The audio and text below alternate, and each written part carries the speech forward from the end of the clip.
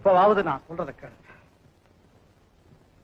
உயிரை பணைய வச்சு உழைக்கிறீங்களே, ஒரு நாளாவது வயிறார சாப்பிடுறீங்களா?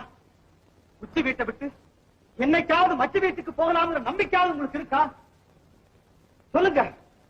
இதெல்லாம் யார் காரணம்? எது காரணம்?